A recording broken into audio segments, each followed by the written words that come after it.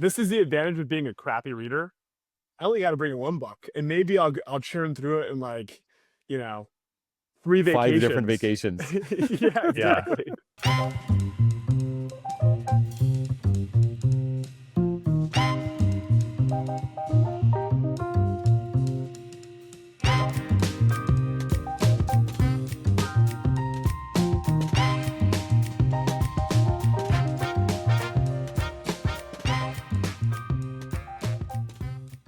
Welcome again, guys. Welcome everyone to In the Charts. This week we actually have a bunch of random charts that everybody put together, which is pretty cool.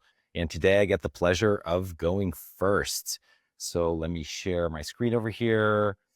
I have brought this chart, and I don't want this to get politicized. And I know that in general, whenever you talk about healthcare, there's politics involved. It's going to But be essentially what the politicized. chart is.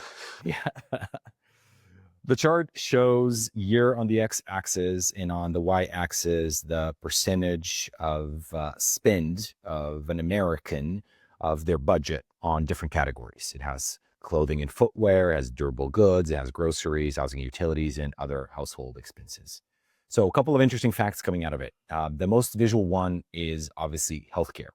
Healthcare goes from a few percent in 1940 to what it looks like to be over 20%, almost 25% of all of the American spends of an average American is now on healthcare. Other household expenses have stayed still. Housing and utilities have roughly stayed. Groceries has reduced, durable goods has reduced, and clothing and footwear has reduced significantly, which makes sense. These things are getting cheaper.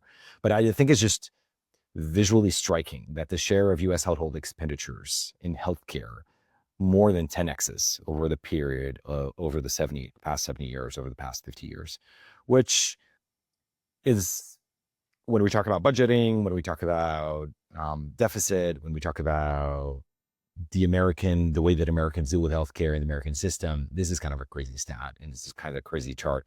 And so when I saw it, I think it was very visually striking. I don't have much more commentary other than this is extremely surprising, and I think it's going to dominate politics. It has to. When 25% of your household expense is one specific topic, that specific topic is going to be very much, it's bigger than housing now and utilities. That's how crazy this is. My first reaction to this is actually, is the grocery line actually decreasing and healthcare line increasing actually correlated with each other, or potentially one causes the others, is one of the first instincts that I had. So McDonald's is very cheap kind of situation. And so you have to spend more on healthcare. Yeah, I think in the US we talk about, well, I don't know if it actually goes into groceries, right? If you're eating fast food, I don't know where that falls in the percentage of household expenditures. But we talk about these food deserts that we have in the US where really you can't go and get healthy groceries for, you have to travel many, many miles in order to go and get that. But what you do have is a readily available supply of fast food that also tends to be very, very cheap. And so it's possible that, those two things are potentially correlated and or one's causing the other. And that was actually one of the first instincts that I had. So in effect, what you're doing is, you reduce the expenditure today because, the food is cheaper today, but in reality, the bill comes due a lot later when it comes in the form of a healthcare expense. It's cheaper on the way in and more expensive on the way out. That's so sad. Did you also notice, so the healthcare also includes pharmaceuticals, which, there's another commentary there around, drugs and abuse of drugs and overuse of drugs and things like that, that could also factor into this, which is we're not necessarily, there's a world in which we're not necessarily less healthy, which we absolutely are. But let's assume that we're not, and we're just like spending a lot more money on drugs because everybody has aspirins and everybody wants to do Ozempic or whatever it is. Yeah, my first thought was a selfish one, which is, I'm like a 20-something, like healthy male, knock on wood. Like I don't spend any money on healthcare, like very little. And I think, I've been a part of a cohort of people that, are probably the like least expensive in terms of the health insurance and pharmaceuticals. And at the same time, looking at this graph, Chris, you said like maybe they're inverse correlated to groceries, but also life expectancy in the US has increased a lot over this time, like almost by 10 years. And so my brain went to like, man, is maintaining an older society in the US just really expensive? Like, are we as the young, healthier adults like bearing some of those costs? And obviously that starts to get a lot more political of a conversation, but that's kind of where my brain started to go as I was interpreting this is like, I am not representative of this chart. Like, if I were to chalk up like my household spend, it doesn't look the same Yeah. as this. Um, It and could I just think be a that's representation of demographics. You're right. It could just be that, it's a common on natality. There's less young people, there's more older people, aging population we know is happening, and aging population spends more money on healthcare. So it could also that. I think really the truth is in all of these, but yeah, you're right. It could also be just like the demographic catching up with the spend. The other area that was surprising to me, and I know this is now deviating from healthcare, but the fact that housing and utilities has remained constant since like yeah, 1930 something as a share of totally. household expenses is very strange to me, both anecdotally and through lived experience. It doesn't feel like that. What Um, do you think? Maybe it's the same factor, right? It's the average. Like the older population already has housing. All of them, the boomers, all of them have their own house, and so they Sure. don't pay mortgages anymore. They've paid everything, and so for the older population, they pay very little, and for the younger population, they pay more. But the average continues to be It's constant. the reverse of healthcare. Yeah, Yeah, the reverse maybe of that's healthcare. right.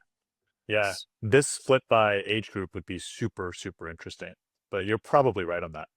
If it's representative of the whole population, then yeah, your mortgage is paid off, for property taxes, at least in California, are based off of housing prices that are probably 10x less, right? That's right. I also would Crazy. love to think of what the 50s were like if people were spending max on clothing and footwear, just like peak stylish times. And now we're in like, everyone's got 12 of the same black and white t-shirts. Everyone, like, we're at like peak monoculture with the least amount of spend on clothing and footwear. I love that. Uh, I love that. yeah, I know you For love that. I You're for you're the one, I for one you're love max this. culprit. Yes, awesome. Chris, I think you're next. What'd you bring us? Okay, let's do it. I'm going to take over. I brought you guys this chart here, which is also has nothing to do with economics, or I guess it has a little bit to do with tech. So maybe it's a tech thing. But this chart shows, as the title says, the staying power of physical books. So on the x-axis here, you've got a variety of countries. And here, what you see is the percentage of the population that purchased a physical book, which is this dark line, versus an ebook, which is the light green bar. And this is super interesting to me, and it is to me a narrative violation because almost everything that I've heard where something becomes digital, it becomes more widely used, and oftentimes it becomes a better product. And I think you could have argued the same about ebooks, right? They're lighter. You can travel with them. You can annotate. Um, Okay, it saves Bezos. Are space. you are you Yeah, are you marketing ebooks to everyone now? I'm not a And shareholder. use my referral code for your Kindle. Yeah, yeah. Swipe up. Yeah, Chris off 5% on Amazon. Um, no, and you get massive selection through an ebook. You could just like literally search for it, and then it appears instantaneously on your device. So to me, this is really, really fascinating. Obviously, I think this touches on some part of nostalgia and people feeling like when I open up a book and there's like a smell of, physically printed pages, and there's that aspect, but also film cameras the same way. And that market didn't go that way. So I'm actually really curious what you guys think of this. Diogo, I know you're an avid reader, so why don't you go first? Yeah. So I mean, look, the more books you read, the more a Kindle makes sense. I read physical books. Look, I like having all of them. So I like supporting an author in many different ways. Obviously, I like having them on the bookshelf. And I like picking up a physical book sometimes and like reading a random chapter or something like that. But for real reading, and the majority of my reading gets done on the Kindle. I mean, there's not even like you travel, you have all the books, you finish a book, immediately you have the other one. It's just so much more convenient that I dispute this data. I don't think this is realistic based on my lived experience. The data must be wrong. It's the only possible conclusion. Is it possible to walk into a bookstore and not buy a book? I don't know if it's possible. Like if every single time I'm in an airport and I walk into a bookstore, it's like I'm walking away with something. I don't even know if I'm gonna read the thing, but I I do. I end up walk away with it on my Kindle. yeah. I guess, I'm not an avid reader. I'm a pretty bad reader. I'm probably a below average reader when it comes to reading books. If I'm gonna read a book, I use an audiobook. Like I probably read an audiobook once a month at, minimum. But I never read physical books, but I always buy them.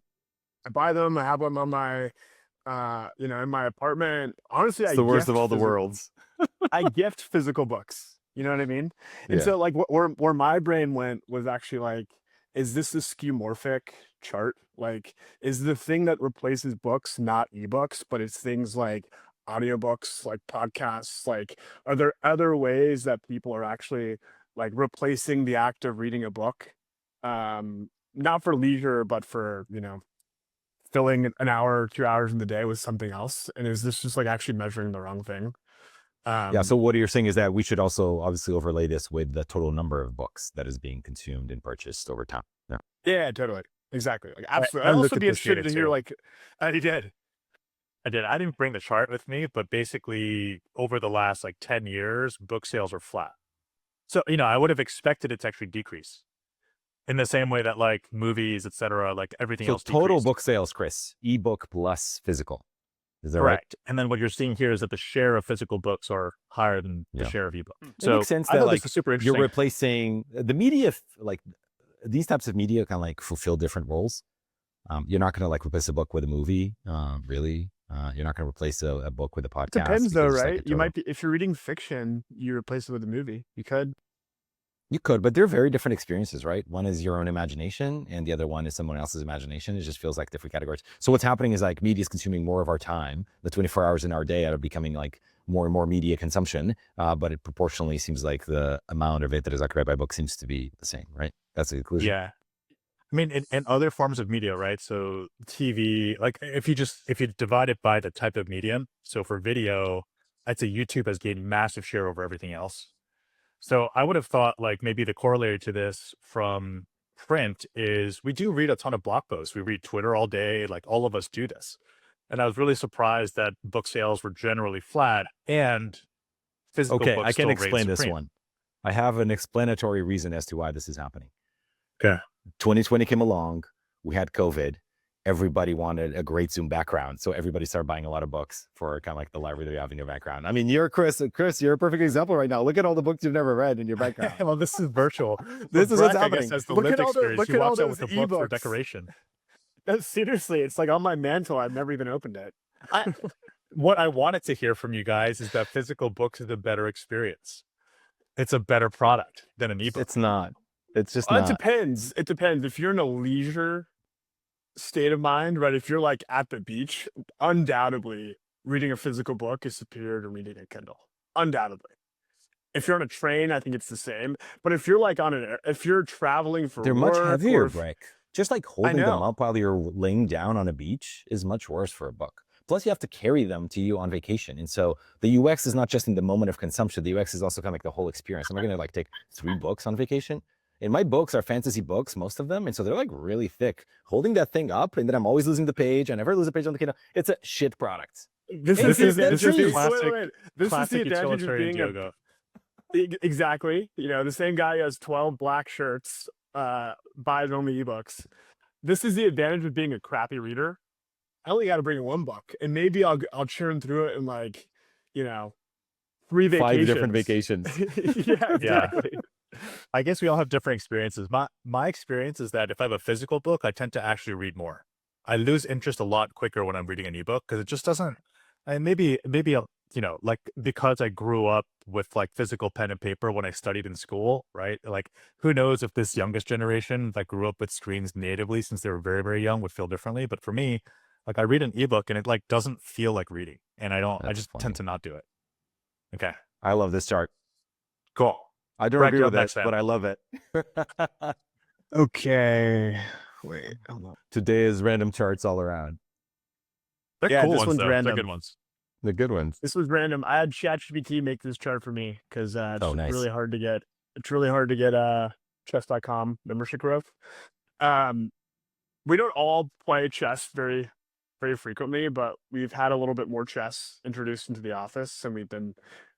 It's got me thinking about chess, and I thought this chart was interesting. Chess, for all intents and purposes, should be like effectively a dead game. It's been around for an extremely long time, and over the course of the last, call it 30 years, humans have actually gotten to be a lot worse at chess, right? Relative to computers. So in 1996, we had Deep Blue beat Kasparov for the first time. It took it like 12 years to get better than Kasparov, who was the best chess player in the world at the time. And then in 2017, you had AlphaZero learn chess from scratch in under 4 hours and be way better than any of the best humans. Like, and not just like a little bit better, like 10 times better. But at the same time, as humans are getting worse and worse at chess relative to computers, chess has become way more popular. I would have expected that amongst the internet era, like chess would just die out. Like as the old farts at the, you know, like at the park who are playing physical chess kind of like get older and older, like doesn't pass down to the like younger TikTok generation, but the opposite's happening. And I don't really know how to explain it. But like at the same time, the computers are getting way better than humans. You have like the youngest grandmaster ever. You have like 3-year-olds who literally like could beat us in chess. You have more people playing chess online. That's, you know, shown by this chart, and you have more people watching chess on Twitch, which is kind of crazy to me. So I figured we'd open up a conversation. Like I have a feeling that there's going to be only more and more things that AI is going to be way better than humans are at, but like somehow the entertainment value for people is just going to actually like skyrocket, in the same way that chess has. I'm also I'm not an avid chess player, but what I have noticed especially in the past 5 years is that a lot of my friends either have gotten into chess or were always into chess, but now felt proud about talking about it because it kind of became cool. And I don't know exactly, like I haven't like dug into it to find out which one's which, but I kind of chalk it up to those two things. And I actually would think that many of them were people that were already chess players that decided to get a little bit more serious about it and actually take it up as a real hobby. And they're very proud of talking about their scores. They actually play every day. Some have coaches. They study moves. They get like really into it. And it actually kind of feels to me like what we saw with video games. Roughly, maybe video games, this happened a little bit earlier, where, you rewind like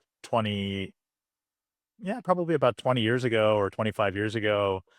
And video games were still kind of this nerd thing that people would do. And you weren't really proud to talk about it, that you play video games. And, I'm Korean. And so I just remember like, I was one of those nerds, so Korea had these StarCraft tournaments, like professional StarCraft players. And those were the first pro gamers. And they would actually air them on TV. So there were 2 channels that were dedicated towards games. And my mom would always yell at me because I'd be watching those channels. And she's like, "What are you doing? Like, get out." Go touch some grass, baby Chris. Right. But now, a lot of people watch professional gaming on YouTube. They talk about it, they game with their friends. It's like a very just accepted normal hobby to have. And in some ways, chess feels similar to me. Like it felt like this really nerd thing that maybe people weren't really super proud about, but you probably had a really large cohort of people that actually were like secretly chess players. They just, maybe weren't members of chess.com and like took it super seriously. Yeah. Closeted chess players is Closeted chess players. It's such a funny like thing to think about. I had the unfortunate reality of growing up playing chess when chess wasn't cool. And I wish I was growing up playing chess now because, like, 4th grade Breck would have been a lot cooler than 4th grade Breck actually was. Yeah, and look, I think there's, in my mind, there's 3 main reasons why this is happening. So the first one is format. We have created much with the bullet chess and, rapid chess. So formats that are much quicker. Number one, much more enjoyable to play because the time scramble actually creates. Yeah, playing in 5 minutes or less or 10 minutes or less. And, everybody makes mistakes. Sure. And so you can win more even against a really good player. And, nobody likes to do calculations. And so it becomes a lot more intuitive. And so the game becomes more fun. So I think format is one of them: rapid chess, bullet chess, etc. The second one is look, chess is very old, but streaming is very young. And so you could not stream something because there was no streaming. And so when streaming comes up, it picks up all of the games simultaneously. And so alongside something that happened in chess, which is Magnus Carlsen and, the Mediatic, like YouTuber, the Neiman thing, the accusing of cheating. So the drama of chess definitely, plus the ability to stream, kind of like created a lot more interest. I think that's number 2. And number 3 is actually tied to number 2, but it's more interesting. I think AI has given us something that is amazing. Not just chess becomes a fresh game because AI teaches you, like Breck was saying, like teaches you how to play the game differently. But I think the coolest thing is, if you guys have seen streaming of chess, it gives you a real-time score. Before, nobody would understand who was winning and why. But now you can actually have a consumer that the only thing that they do is they look at the bar, the eval bar that AI does perfectly and gives you like a play-by-play by the second of who's winning. And so now you have upsets. You can actually see one piece moving and the bar going all the way from white to black. And so now you can actually like, oh no, something happens. And then the commentators reflect on it, and then the computer gives you the best only move. There's only one move that you can do to get yourself in this situation. So the drama in AI giving you a score by a play-by-play, like in tennis, you know what the score is, so you know how it stands. In chess, these positions are so complicated that if you don't have an age, like you don't actually know what's happening in the game. So it made it a lot more fun. So I think these are the 3 biggest reasons as to why the game became so much more popular. What do you got? So I agree with all these points. I think the AI making everyone do better at chess is probably one of the things. Like, it's just really easy to get good at chess now. Like, before you had to have access to a grandmaster, you had to go to like a physical space, and now it's just like open up your phone, you have a grandmaster in your pocket, and you can play instant feedback loops. So that's like definitely one point. The second is this like e-sportification of chess, which it's kind of funny to call it an e-sport now, because it's the thing that most people go play in the park physically and do, right? Like, that's what the old farts are doing. But there's something about chess that's now literally an esport, and I don't know how something becomes an esport, but for some reason chess is now too. And I think the question that I have for you guys is like, what's going to be the next thing that AI makes everyone better at and then becomes now an esport? Like, I don't imagine, like, to your point of chess being an ancient game, like, I don't imagine bocce ball becoming an esport now. Like, it's an old game, but that doesn't mean that it's like got the right characteristics to be an esport. So like, what's the next thing that people are gonna like freak out about and have Twitch streamers and all the people who are closeted? Okay, let's hear it. I know what it is. It is really fun. It's going to be a really fun one. It's going to be called entrepreneurship. It's going to be vibe coding, and then the score is going to be free cash flow, literally free cash flow, or a bit, or some other metric that we've already seen that, right? It's like, I'm going to lock myself into an apartment for the next week, and I'm going to get to $1 million ARR, and I'm going to live stream it. That's exactly right. So that's going to be the next esport. Is going to be like competitive entrepreneurship and company creation. I think it's going to be, I think it already is happening. I think it's lifting, where people set up a phone, they like record themselves. I think it's already happening where they can judge your form. It just makes things a lot more accessible. Wait, and Chris, isn't the crystallization of that CrossFit? Like, it became a sport. There's like competitions. There's like, gamification. It's like visually entertaining. I think it's different than CrossFit. CrossFit is like an actual like there almost is a counter already, right? It's like, how many things can I do in some number of minutes? Like, how many circuits can I do? Like, there's already like a count of things. But I think it's more just the idea of lifting, getting perfect form, like the Reddit stuff around like home gyms and lifting and like eating and all of this stuff around, like, it's like cool to be jacked, right? Like Jeff Bezos is jacked. Like, it's really cool to be jacked now, and I think that once you're post capital and you become jacked, that's cool. Well, you don't even have to be post capital. I think, like, before, when you were jacked, I think people would associate you with, for lack of a better term, like being a meathead. But today, if you're jacked, it's like cool. You can be smart and jacked at the same time. Like, actually, if you're jacked, you probably are smart. Like, it's actually completely flipped.